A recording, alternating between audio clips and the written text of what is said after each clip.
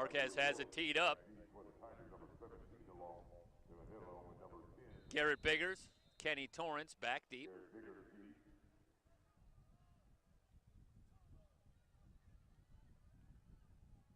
The approach, deep kick from Marquez. Torres takes it at the 2-yard line, pinned deep, trying to work his way to the far side. Spins out of a tackle at the 5. Now Torrance with some room. Tripped up near the 20. Torrance was about one man away from potentially breaking a long one after he appeared to be trapped inside the 5. The Tigers will have it at the 22-yard line, 1st and 10. Skylar Howard in the Tiger offense. Onto the field, Cedarius Yarborough in the deep eye. Mikey Stallone split out wide to the right. It's a 3-wide receiver set. Pistol formation. Howard turned the wrong way. Broken play, and he's brought down at the line of scrimmage. It looked like Howard just turned the wrong way. Either that or Yarborough went the wrong way. Certainly did not appear to be the design of the play. No gain. Leaves a 2nd and 10. Thompson and Torrance to the top of your screen. The Tigers in the home orange. Now they'll bring Torrance over to the right side. More shifting. Now Howard has the snap. Yarborough running to the right side, nowhere to go.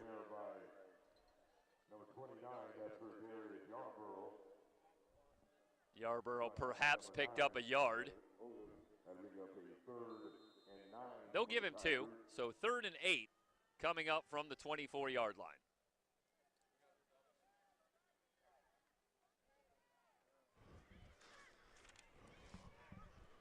Howard still looking to the near side for the play call. The play clock at 9.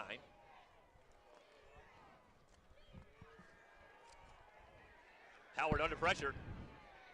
Rolling away, still looking downfield. He's going to tuck it and run, steps out of bounds short of the first down marker.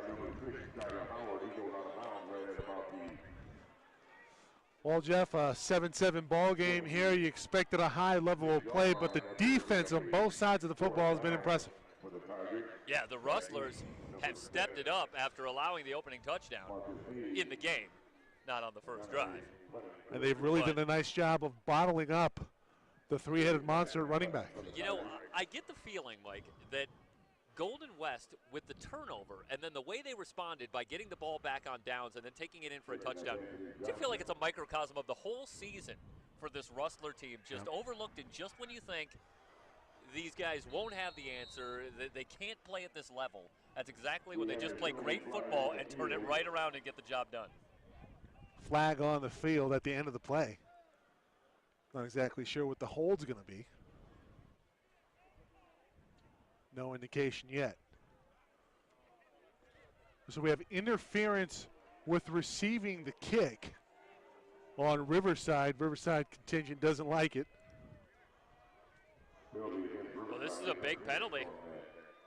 15 yards, and it's going to take Golden West all the way to the Riverside 46. So another short field. Absolutely. For Golden West. And this is something we talked about in our game earlier today. But Riverside, another of the most penalized teams in the SCFA.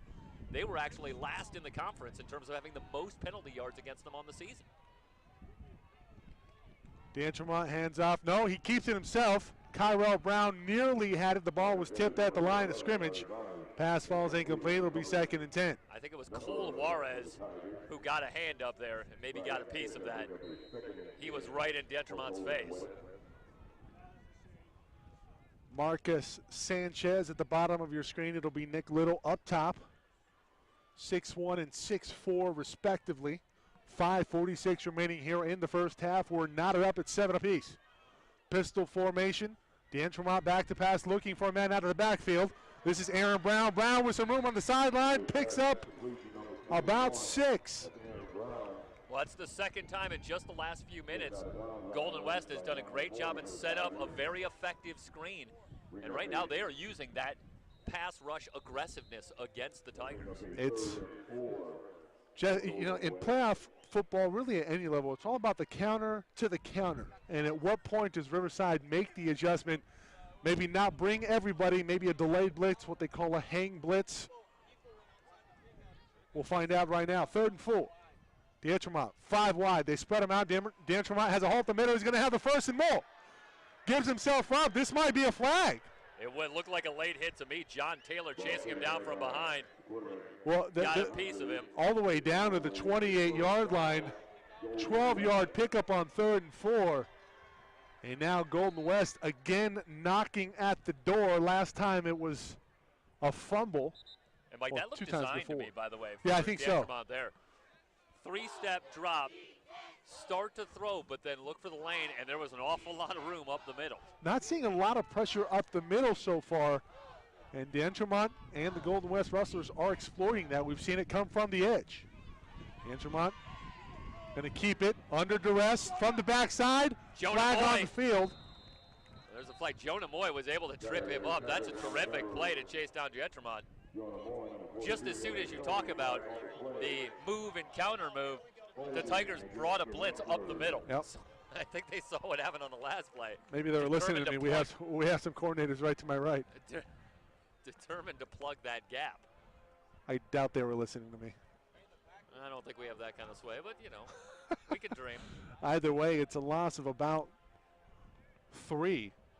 They'll decline the penalty, and it'll be 2nd and long, 2nd and 13 to be exact.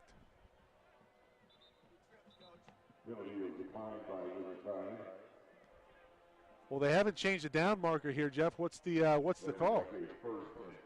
It looks like they did accept the penalty. Okay, so they do accept the penalty. 1st and 14 now. D'Entremont in the flat. Again, this is Brown, and Brown going to go nowhere here. He won't get back to the line of scrimmage. The ball's given up, and they're saying it's a live football. Now we have whistles. Yeah, Tariq Taylor came out with the ball, but they are going to say he was down by contact. Well, Jeff, you had the side judge here running with the football, indicating the play was still alive, but then 2 of the back judges whistled the play dead, and that is a huge, huge play there, or no play rather, for the defense of Riverside. Well, Tigers come in with an outstanding record, plus 16 turnovers on the season. Well, you know, that's why you can get away with being one of the most penalized teams in the state of California. Helps. He just come in with a plus 16 turnover ratio. 3rd and a zip code now, 3rd and 16. D'Entremont in the shotgun. Little to his right, he's looking there, has a man, has him out of his break. And Nick Little looked like there was maybe some miscommunication there between him and Chris. Yeah, I don't know if Little's maybe supposed to break that route off a little bit sooner, more toward the outside. It looked like Little was running just a little hitch. Well, Jeff, we saw Peter Marquez attempt a 47-yarder earlier. Do they bring him out here? He's long on the season. We mentioned this earlier, 52 yards. Well, it and feels indeed, windy, we're up top of the press box here, so I think everything's windy up here. He's kicking into the wind. He will not have it to his back. 51-yarder. 51-yarder, exactly right there, Jeff. Marquez with a boot, low kick to his left. And RCC going to have terrific field position here with 3:52 remaining in the half. Mike, I'm impressed. That's a lot of faith in the Rustler defense right there to not play field position, but to take a shot with Marquez.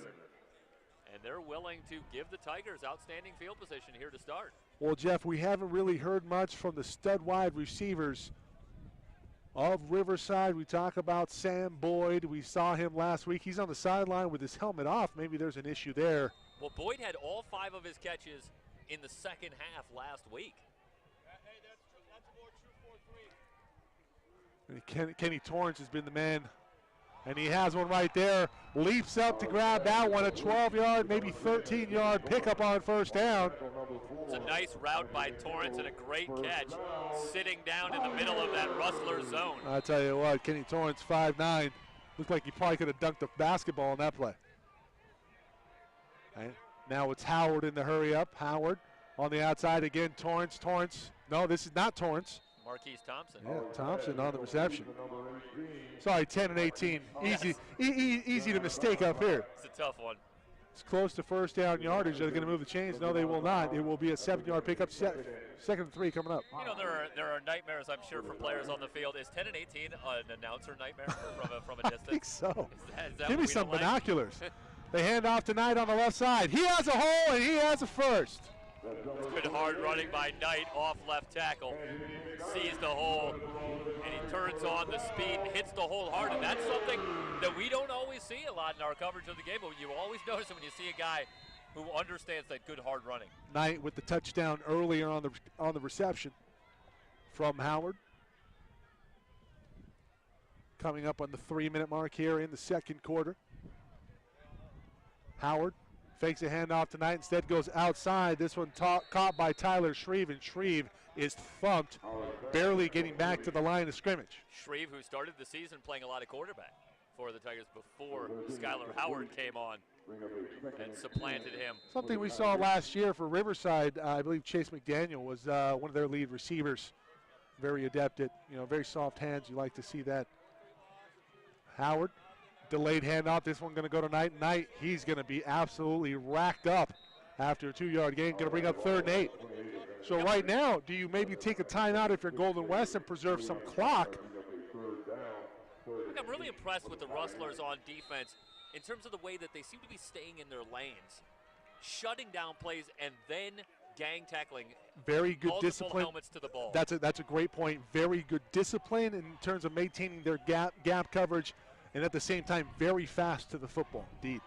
Yeah, it's practically a clinic in how to stop the run. Absolutely, especially against a team that's very adept at doing so.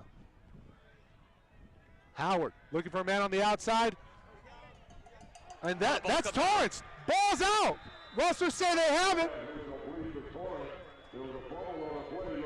And indeed, Golden West going to take over at their own 30-yard line. Kyle Haley came out with the ball. It was a good stick that drove that ball out, and Haley right there to jump on it. Well, how many times do we see it, Jeff? Somebody makes a catch or somebody looking for extra yardage on a run. It looked like Torrance had the first down, but he coughs up the football after getting a pretty good lick, and the Rustlers going to have 1:54 and 2 timeouts remaining here in the first half to maybe take the lead. Well, that's one way to stop him on 3rd down.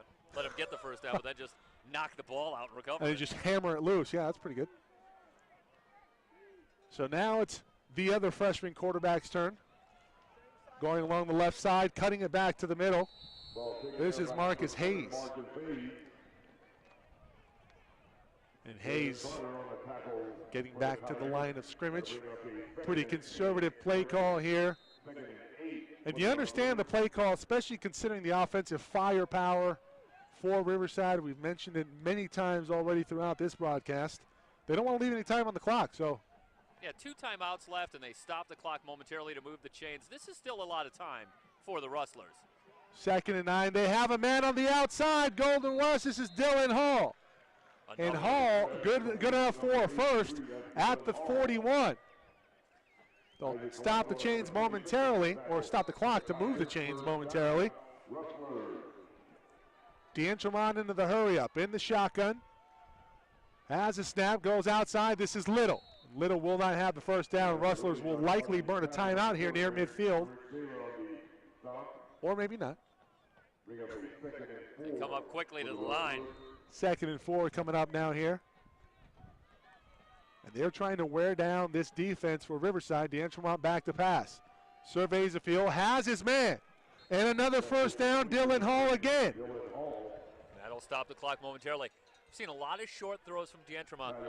And from what we've seen of this Tiger defense and their penchant for turnovers, I expect to see someone maybe take a shot at jumping a route here at some point. Kalunga, a name that comes to mind first. Now it's D'Entremont evading the rush, gets a block. D'Entremont with plenty of time. He's going to go deep, and he has a man. This ball falls incomplete. Marcus Sanchez, the recipient of the first touchdown, the intended receiver, and he came down pretty hard, and he's going to be okay. It was Michael Robert on the coverage, and he was back there. I like the shot by D'Entremont downfield there, out in open field. Why not take a shot, see if you can make something happen here in the final minute. Just as I said that, on the far side, it looked like they did try a double move. Yeah. Golden West, so you see the chess game on both sides. The counter to the counter. Marcus Hayes in to protect D'Entremont. Is it going to matter? No, it won't. D'Entremont going to go down. He'll be sacked. An offensive lineman and a defensive lineman getting into it. Shocker there. Devontae Wilson able to track down D'Entremont. Christian Montez into the fray. And Golden West going to take a timeout here. It's going to be 3rd and 11 when we come back. Stay tuned.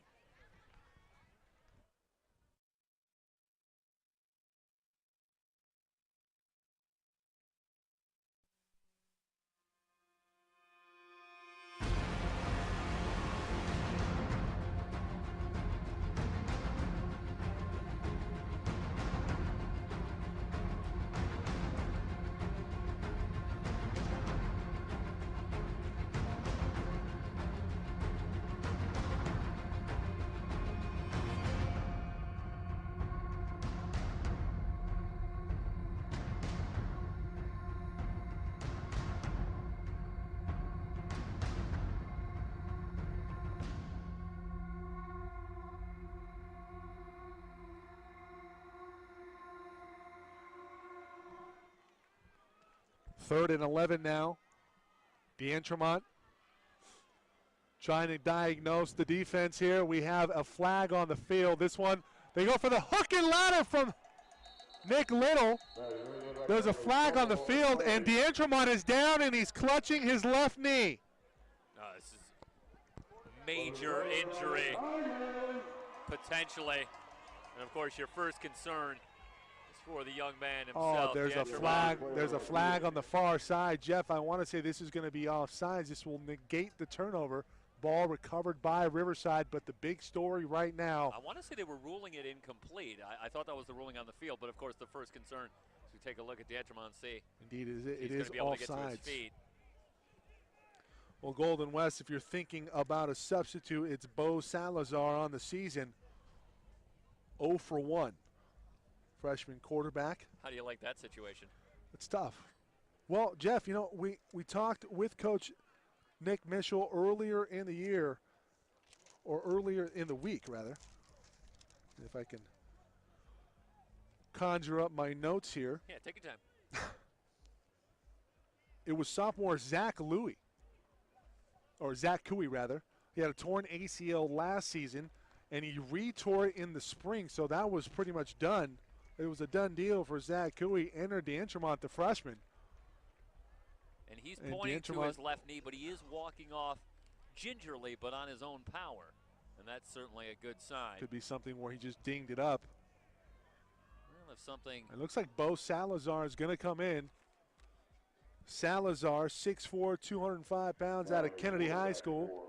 And if there's a break here for the Rustlers, it is that this comes with only 16 seconds remaining in the half. That gives them a lot of time to assess D'Entremont, make the decision of whether or not he can continue.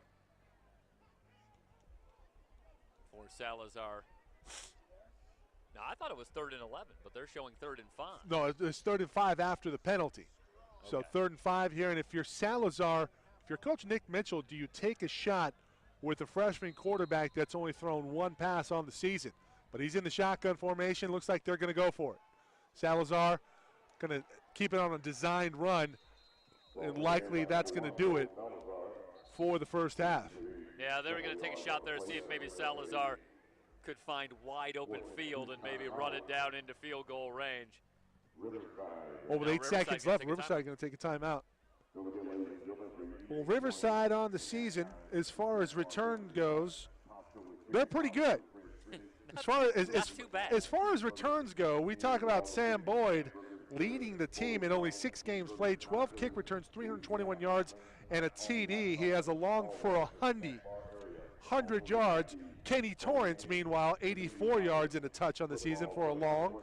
And Devon Blackman, the 3rd leading returner on the team.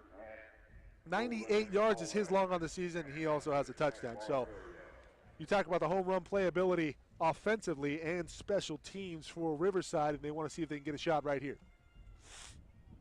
And let's not forget maybe going after the punter and trying to block the punt. So a lot at play here. So some drama going into the half. Chris D'Entremont, the freshman quarterback who's been so good this season for the Golden West Rustlers, goes off with a knee injury, walking off gingerly. They will assess him at halftime, and we will have to have, or try to have, an injury update for you. 4th and 4. Salazar comes out, not the punter. Let's see if this might be a pooch punt. Maybe try and buy some time. No, Salazar going to go deep, looking for Little. This one's going to be out of bounds. It's going to be caught by a Riverside player either way. The coverage outstanding there. Turnover on downs, 3 seconds remaining here in the first half. Do the Tigers take a shot? I love that play call. Take a few seconds off the clock. Maybe you can even run out the entire clock, but if not, still a safer call than so many things can go wrong on a punt, potentially. You only leave Riverside 3 seconds. Let's see how bad of a football coach I am right now. If Riverside can turn this into something, we'll see why I don't have a job as any kind of coordinator or coach for a football team. That's why they have commentators, my friend. living out the only path for me right here. Last play of the first half. This one's going to be a handoff to Yarborough. Yarborough going to be bottled up and hit hard. Now we got some Daniel Tyler, we have several flags on the field. Tyler absolutely lit up Yarborough. Yeah, but it was after that, it was Dominique Robertson. Now, Jeff, hit it. The hit came by Daniel Tyler, and he was running off the field celebrating, feeling good, perhaps for his big hit. Dominique Roberts took exception to that, and he leveled Tyler, gave him a shove and knocked him down, and that's when all the flags came in. So I suspect this is going to be a double personal foul and maybe something where someone can be kicked out of the game. It's going to be unsportsmanlike conduct. And we want to reiterate our broadcast being brought to you by www.listyourhouseforless.com. And also, let's talk about our benefactors. Robert Howard, Deidre Kelly and the family, and the Yarborough family. Special thanks to them. They are bringing you this game live here from Wheelock Stadium in Riverside, California. Absolutely. We will be back with halftime stats for you, SoCalCollegeSports.com's coverage of SCFA playoff football here from Riverside. Stay tuned.